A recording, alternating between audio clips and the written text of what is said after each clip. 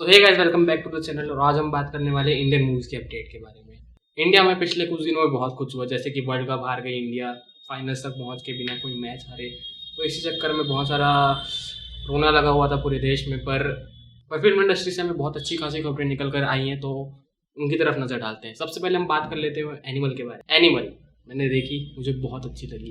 संदीप रेड्डी वांगा ने फाइनली हमें बता दिया कि वो क्या मीन कर रहे थे पिछले कुछ सालों पहले, जब उन्होंने कहा था कि जो क्रिटिक्स उनकी फिल्म को, कबीर सिंह को वायलेंट बोल रहे थे। अब वो बताएंगे कि वायलेंट फिल्म का मतलब क्या हो। मूवी में सारे एक्टर्स ने अपना फुल पोटेंशियल दिखाया था, चाहे वो रणवीर कपूर हो, चाहे वो अनिल कपूर हो, चाहे वो रश्मिका मंदाना ही क्यों ना हो। और तृप्ति डिमरी भी है इस मूवी में। तृप्ति डिमरी को ट्रेलर और बहुत ज्यादा छुपा के रखा गया था, पर हमें मूवी में ज्यादा देखने को मिली। वो बॉबी देओल भी है इस मूवी में, पर बॉबी देओल अनएक्सपेक्टेडली उतने ही है जितने वो ट्रेलर में थे। तो ये था मेरा एनिमल को लेकर छोटा सा रिव्यू। आपको ये मूवी कैसी लगी कमेंट सेक्शन में जरूर बताइएगा और अपने व्यूज जरूर शेयर करें। तो बढ़ते अपनी अगली अपडेट की तरफ। अगली अपडेट आ रही सैम बहादुर की तरफ से। सैम बहादुर और एनिमल साथ ही में रिलीज हुए, और ये कोई बताने वाली बात है तो नहीं कि इन दोनों के क्लैश में कौन जीता होगा, पर फिर भी सैम बहादुर ने बहुत अच्छा होल्ड दिखाया और बहुत अच्छे कलेक्शन किए। होल्ड दिखाने के साथ साथ सैम बहादुर की भी अच्छी से रिव्यूज निकल कर आ रहे हैं। लोगों को ये मूवी बहुत पसंद आ रही है और लोग ऐसे बोल रहे हैं कि बिल्कुल सैम बहादुर यानी कि सैम मानेकशॉ के कैरेक्टर पर बेस्ड है। बिल्कुल विक्की कौशल को देखकर लग नहीं रहा है कि वो सैम बहादुर का रोल प्ले कर रहे हैं। ये बात तो मैं ट्रेलर देख के भी बता सकता था कि वो बिल्कुल अपना अवतार चेंज करने वाले, जैसे उन्होंने अपनी बाकी की मूवीज में किया था।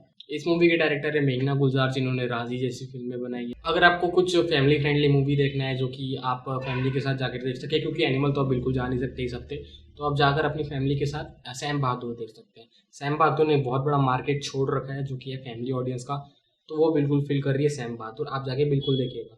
अगली अपडेट आ रही है टाइगर 3 की तरफ से। टाइगर 3 हो चुकी है, फ्लॉप तो नहीं बोलेंगे, पर कह सकते हैं कि उसके कलेक्शन उतने अच्छे निकल कर नहीं आ रहे जितने हमने सोचे थे।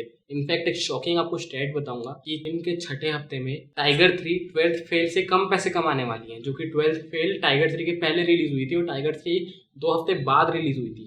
और 12th फेल का छठा हफ्ता टाइगर 3 के चौथे हफ्ते से छोटा होने वाला है। टाइगर 3 ने स्टार्टिंग के डेज में तो काफी अच्छे कलेक्शन करे, दिवाली का दिन था, फिर भी उसने 44 करोड़ कमाए थे। फिर भी पता नहीं क्या हो गया इस मूवी के। शायद सलमान खान की पुरानी रेपुटेशन के कारण ऐसा हुआ होगा कि सलमान खान ने पास्ट में उतनी कुछ खास अच्छी मूवीज दी नहीं है, इस कारण लोगों को इंटरेस्ट उठ गया। अगली अपडेट आ रही सलार की तरफ से। तो सलार का ट्रेलर रिलीज हो चुका है होम बाले फिल्म के चैनल पर, और इसका ट्रेलर मुझे कुछ खास पसंद मतलब आया है, ठीक है, मतलब बुरा नहीं है ऐसा कह सकते, बिल्कुल KGF वाली वाइब दे रही है।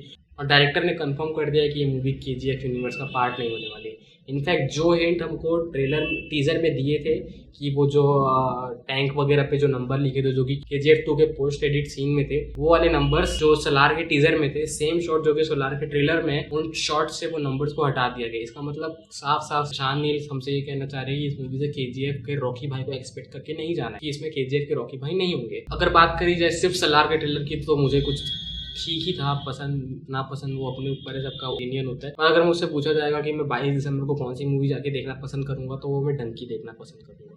अगली अपडेट आ रही कंतारा के पार्ट 2 की तरफ से। कंतारा के पार्ट 2 का नाम होने वाला है कंतारा चैप्टर 1। कंतारा चैप्टर 1 आपको सोच के मतलब अजीब लगेगा कि दूसरे पार्ट का नाम चैप्टर 1 कैसे। तो ये मूवी होने वाली है कंतारा पार्ट 1 का प्रीक्वल, इसलिए उसका नाम चैप्टर 1 रखा गया। पार्ट 1 कितनी बड़ी हिट हुई थी हम सब जानते हैं, उसने सिर्फ हिंदी कलेक्शन 400 करोड़ के आसपास कर लिया था, तो हम जानते हैं कितनी बड़ी फिल्म रही कंतारा। और ऐसे फिल्म का हमें प्रीक्वल देखने को मिल रहा है, तो कुछ तो बात होगी इसमें, क्योंकि ऋषभ शेट्टी जो इस मूवी के डायरेक्टर, एक्टर और सभी कुछ वही हैं। उनका कहना है कि ये पूरी स्टोरी उन्होंने पहले लिख के रखी थी, पर जो फिल्म का बजट उनको मिला था पार्ट 1 के टाइम, उस बजट में सिर्फ वो ही मूवी बना सकते, क्योंकि उस स्टोरी के लिए जो बजट चाहिए था वो कम चाहिए था, क्योंकि पूरी मूवी गाँव में होने वाली थी।